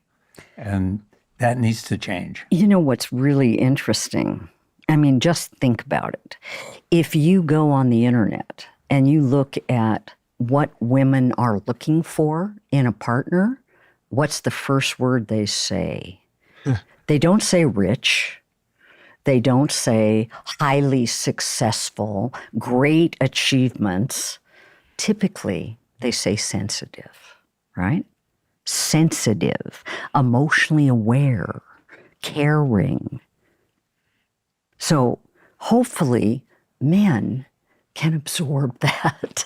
It's interesting because they do say that. Yeah. And then they also say strong. And they say, can protect me. And again, it feels like a pole because on one end, it appears that sort of sensitive, emotional openness somewhat sits in contrast to like the And it's like, how do I be? Very well. You have a very lucky part. Those people were probably listening don't even know what I did, but I was just flexing my guns. It was the gun show. So like, you see what I'm saying? It feels like a contradiction. It's like, how do you be the this and this, the testosterone-filled beast that's going to save the day, and then the... True. But keep in mind that being strong doesn't mean being unemotional. Sometimes it takes more strength and courage to voice emotion than it does to shut them down. And what they're talking about, let's not forget that women are still getting raped, still getting assaulted, still getting attacked everywhere, still getting murdered, right? So they want a man, allegedly, who can physically protect them, for sure. That would feel great because women still feel unsafe. However, that doesn't necessarily correlate with being unemotional. I guess the contradiction goes both ways because men also want a woman that is, compassionate and soft, but they also want her to just be not be emotional and not keep that. So it's like a contradiction both ways. Yeah. We want everything, right? All at once. And that's part of the problem. Just closing off on this point about sex, because I had one last question, which is, does the research show that couples that have the best sex life talk about it the most? Yes. I had this debate with my friend and I was wondering. Yes. No question Couples about who it. talk about it have a better sex life. And how should they be talking about it? Give me some advice on how to talk about sex with my partner. You need to talk about it in a way that is accepting and loving. So you talk about what's really great in the relationship, what you've enjoyed, what you love about your partner, what you find sexy about your partner, what you wish for more of, and Right. We created what we call Got Sex. We didn't think of the title, I promise. So it's a kit that includes 7 different structured conversations to have with your partner about sex that have to do with what do you prefer specifically, how would you like sex to be initiated? When would you like it initiated? How can we refuse sex without massacring each other's egos? How should sex be completed, etc.? So the couples who talk much more openly and more comfortably about that do much better sexually. And for love maps, we have 100 questions you can ask a man about his erotic world and 100 questions you can ask a woman about her erotic world. And they're not the same questions. Men and women just people generally, even in sort of homosexual relationships and heterosexual relationships, have very different fantasies. Yeah. Often linked to their trauma or wherever they've come from, whatever. What happens in a relationship when one partner isn't willing to do the fantasy that the other partner is really craving? How does one navigate that? Well, couple of ways. One is the person who's not willing to do it can maybe describe it verbally, because couples who talk more during sex actually have better sexual relationships too. So if the partner who doesn't want to do what the other wants at least describes it verbally, whispering it in some kind of really cool tone, well, the guy can get off on that or the woman can get off on that, right? I'm imagining you're a cheerleader right now and I'm the football player. And I'm 6'4", not 5'7". For all the businesses and entrepreneurs out there listening, if I asked you which platform you think gives you the highest return for your paid ads, what do you think you'd say? The answer might surprise you. And that is LinkedIn ads, who I'm happy to say are now a sponsor of this podcast. Reaching the right customers and clients can be complex, and trust me, I know all about the struggles of doing that. LinkedIn ads makes the process super easy and empowers marketeers with solutions that fit you, your business needs, and your customers. You'll be able to drive results with targeting and measurement tools built specifically for business-to-business marketing. In fact, 79% of B2B content marketers said that LinkedIn produces the best results for paid media, and that's because you'll have direct access to 1 billion members, 70 million decision makers, and 10 million C-level executives. I highly recommend you check it out. I'm giving the DOAC community $100 credit for your first LinkedIn campaign. Just head to linkedin.com/DOAC24 to get started right now. Let's talk about Zoe, who you may know because they're a sponsor of this podcast and I'm an investor in the company. You guys know health is my #1 priority. Zoe's growth story has been absolutely incredible so far. They're doing science at a scale that I've never seen before. Because of their members and recent breakthroughs in research, they can now continue to offer the most scientifically advanced gut health test on the market. Previously, the test allowed them to analyze 30 bacteria types in your gut, but now, thanks to new science, they've identified 100 bacteria types. This is a huge step forward, and there's nothing else that's available, even close to it, on the market at all. So to find out more and to get started on your Zoe journey, visit zoe.com/Stephen. You can use my exclusive code CEO10 for 10% off. Don't tell anybody about that, okay? Just for you guys. The Love Lab research indicates that betrayal lies at the heart of every failed relationship. This was in your book, The 7 Principles of Making Marriage Work. Betrayal. There are a lot of ways to really betray a partner in a relationship. I mean, cheating is one way, but any kind of betrayal is something that needs to be healed in a relationship. For example, if you've teamed up with somebody in your family against your partner, at some point, that may feel like a betrayal, and it doesn't have to be sexual, but it's something that needs to be healed because trust and commitment are so important as the bedrock of every relationship. If I was to say, tell me the exact, in your Love Lab, a couple walk in and they're there for 24 hours in your Love Lab and you're studying them. Can you role play the behavior that a couple who are destined to fail would exhibit?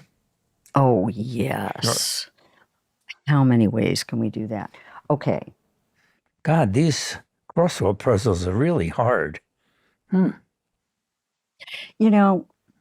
I'm really sick and tired of you always paying attention to your stupid crossword puzzles. They're such a waste of time. I don't know why you do that. It's just stupid. Yeah, well, I think they're too challenging for you intellectually. What? That's why you avoid them.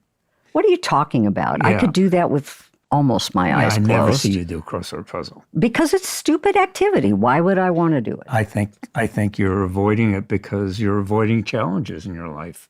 You do that in every phase of your life.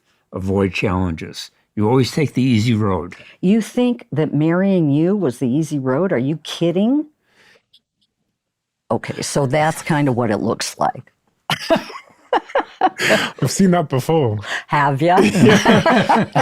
So have we. What's the opposite then? Using the crossword example again, if you role play the opposite scenario. Okay.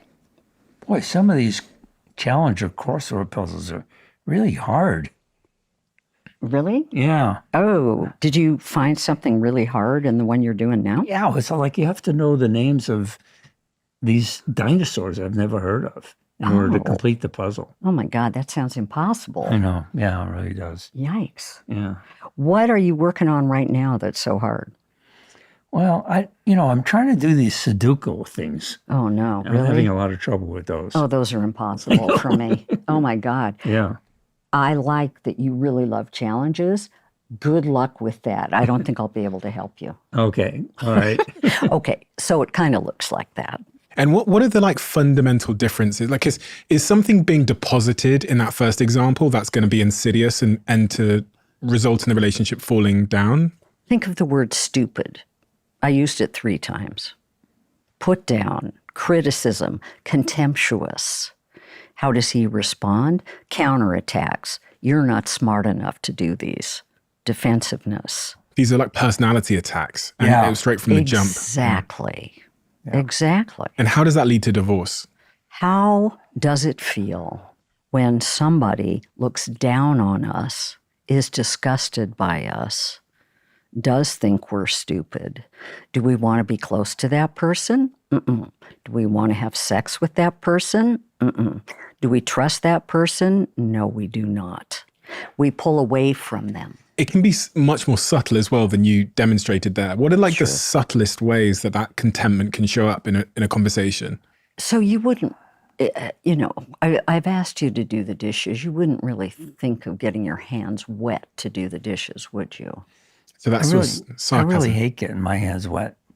Okay, so that was a little bit of sarcastic. It was sarcastic, but getting your hands wet, I mean, it's like, it's contempt again.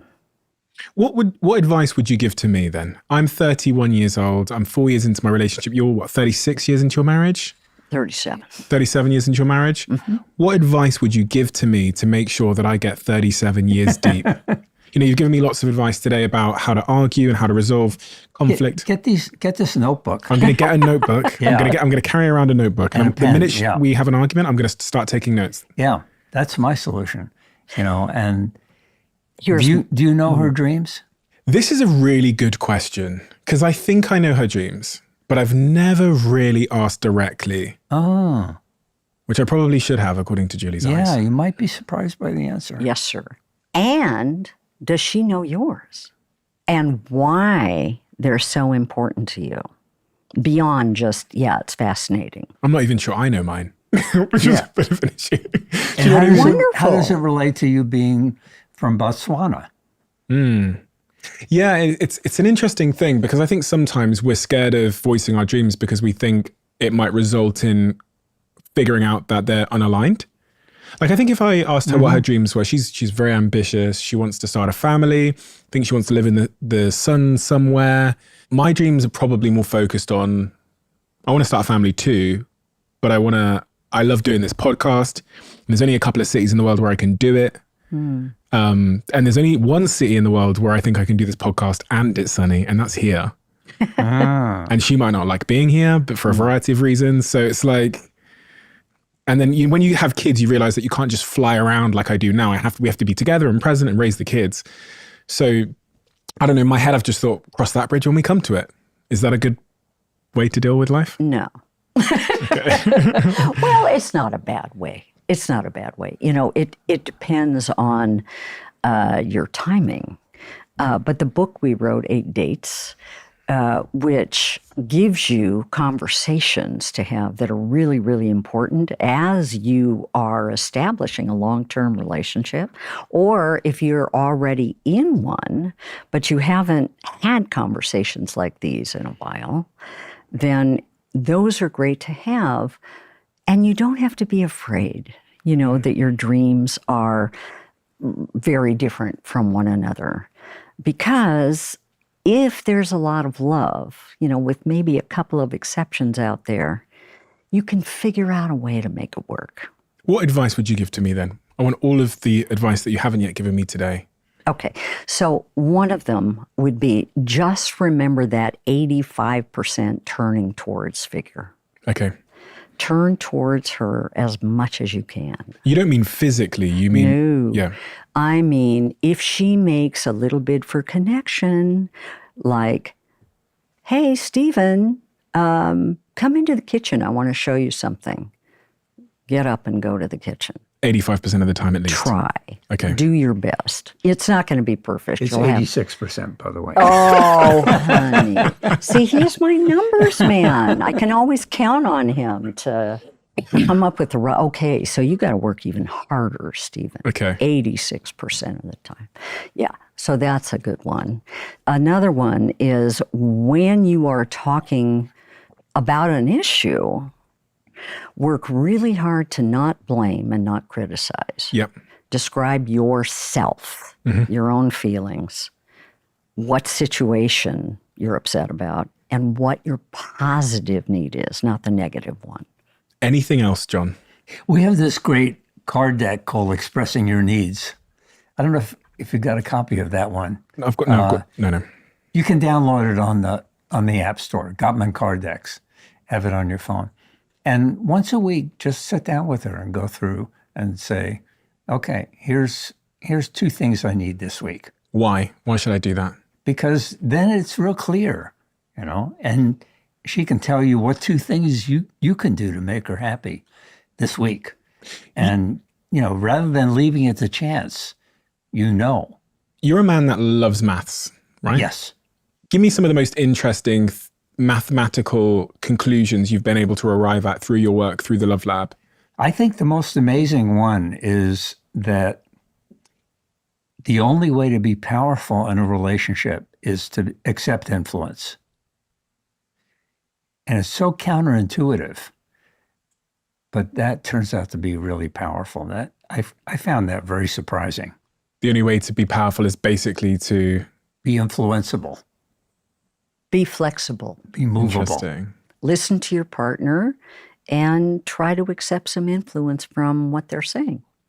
Not perfectly, of course. Anything else? Say what you need. Don't expect your partner to read your mind, because they never can.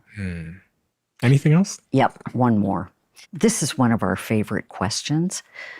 Ask your partner once a week, what is something I can do next week to make you feel more loved? We have this annual honeymoon that we do, that we've done for 23 years. And we go away and bring our kayak, and we ask each other 3 questions over 2 weeks. What sucked about this year? What did you like about this year? And what do you want next year to be like? So we have that once a year time when we can really take a hard look at our lives and see what needs to change. Here's the deal. We're talking to each other all the time because we work together. And we're expressing love and affection and gratitude to one another all the time. And a lot of our work is fun. Mm-hmm. It would be great if we went out on more dates. The pandemic kind of interfered with that quite a bit. But we loved it. And we love going on dates. It's just we're so darn busy, like everybody else. Right? Mm-hmm. And we're really old, Stephen, so we're getting tired. John, what does Julie mean to you? What does she mean to me? What a question. Wow. She's really the most important thing in my life. Absolutely the most important thing. Waking up in the morning and having her be next to me is such a joy.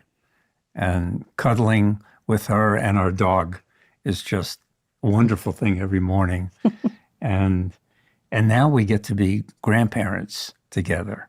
We have this 2-year-old little boy that we're both in love with. Mm-hmm. And we get to see our daughter be a mom. You know, it's the greatest gift that anybody's ever given me, is to become a father. She means everything to me. If she wasn't in your life, what would you be missing? Everything. Everything. Julie, what does John mean to you? He's the most adorable, wonderful, lovable person I've ever had in my life. What he means to me is that he has healed me from a lot of my own past trauma. He makes me laugh all the time, and I didn't know how to laugh at all. I never laughed before I met him. He supports my dreams. Nobody ever cared about my dreams, knew about my dreams before I met him, including crazy dreams like going to Antarctica by myself. He supported that. Isn't that amazing? He is the most supportive, wonderful man. And the other thing is that he's so damn smart. I knew I would never be bored. And he reads 1,000,000 times as much as I do. I mean, I read a lot, but he reads so much that I'm constantly learning from him. So he's a source of knowledge, source of laughter, source of sunshine, source of a fabulous, fabulous, fabulous daughter and son-in-law and grandson. And he's got the most beautiful eyes in the whole wide world. That's what he means to me. Besides that, I love his hat.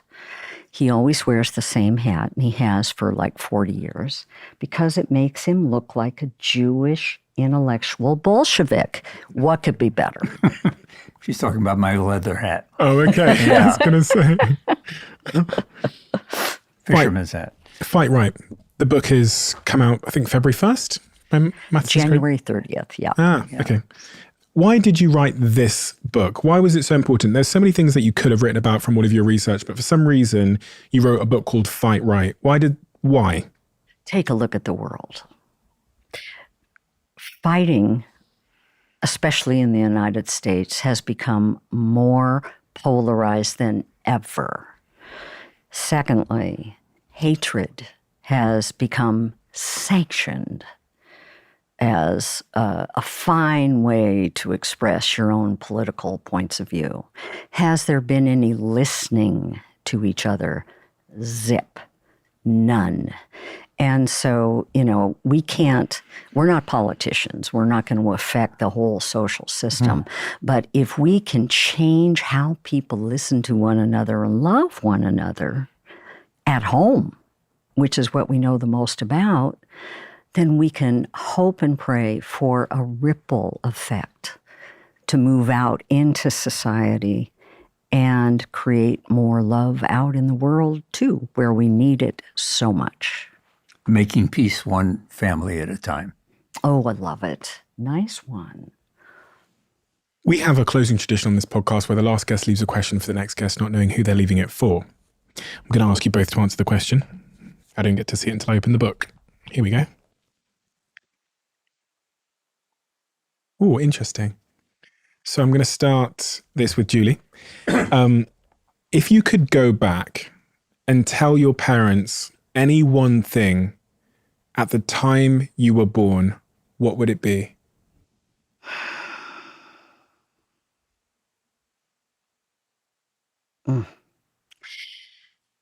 I would tell my father, would you please stay home at least one day a week instead of abandoning my mother every single day, 7 days a week. I would tell my mother, stop being critical. Stop being contemptuous. Try to look for what all of us are doing right and say that rather than only pointing out what we're doing wrong. Why wasn't he home? He was a cardiologist, so he was constantly gone saving lives, basically, as a cardiologist. And when he wasn't, he was playing golf. Classic cardiologist. And I think my mother may have drove him a little crazy because she was a very, very disturbed individual. So he escaped. And he was a 1950s father, right? Which meant all he had to do was provide. That was it. No role with the children. And your mother, I'm guessing, didn't know how to fight in the way that you describe it in this book. Oh, my God, no. No. No, my mother had witnessed horrible violence and rape within her home. She was incested herself in her own home, growing up as a child. She didn't feel like she had any value other than her beauty, and she was very, very beautiful. So she didn't feel entitled to ask for what she needed. And you need to feel at least some of that in order to fight for what you want and what you need. And John? Same question? Yeah. What would I tell my parents? Yeah. I think that I would tell my parents,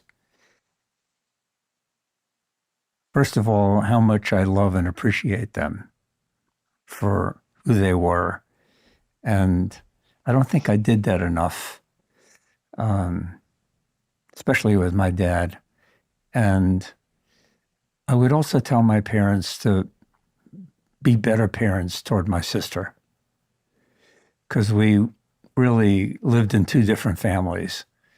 And my sister didn't have an easygoing temperament. And she was extremely talented musically. And I wish they had supported her music and loved her better, because she really needed it.